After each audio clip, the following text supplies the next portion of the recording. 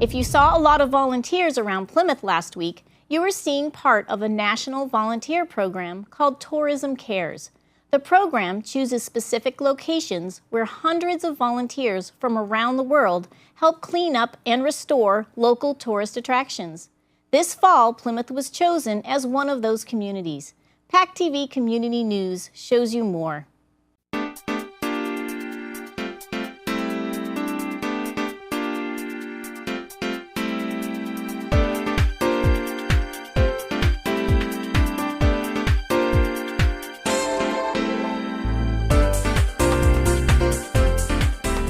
Tourism Cares has been around for around 10 years, and it just has an incredible rich history of bringing the tourism industry together. And it brings a lot of people together from all over the country, all over the world to help get all the sites that are historical and cultural in need of kind of help or just a little boost to get them going, and it saves them for the future generations because we bring tour groups to all of these sites.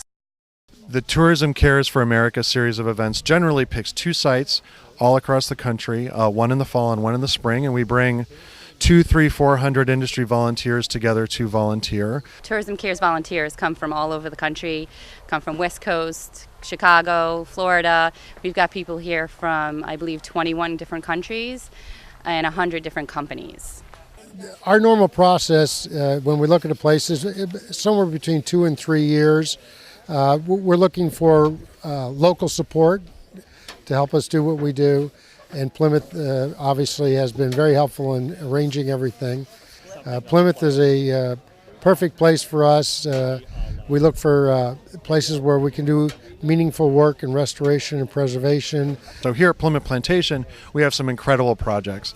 Here on the Mayflower 2, we're sanding and painting, helping prepare it for the 400th anniversary of the arrival of the Pilgrims.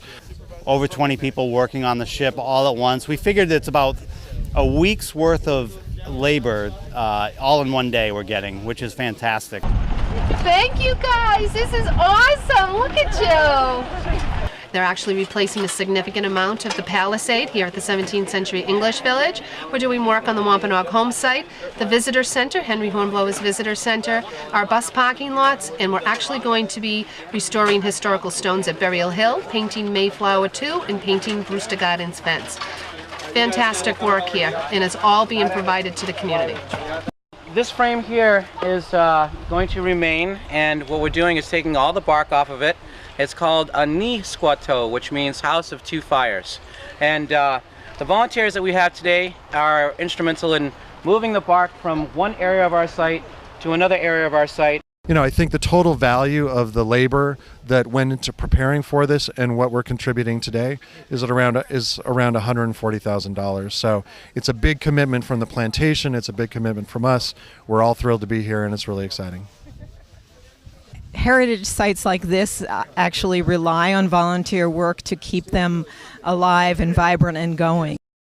I just have to say that the community of Plymouth, just being surrounded by the most amazing people that are clearly not only excited and appreciative of us being here, but done so much to make us feel so welcome. And I've seen so many little examples of how this community seems to come together that makes me incredibly heartwarmed. It's great to see the level of excitement, enthusiasm, and for us to have this amount of work done in a single day is just tremendous. And by bringing them all here, this is a unique opportunity because they're getting to see what we all love by living here in our hometown. And we know that we're helping preserve and restore something that our children and our grandchildren and future generations will be able to see.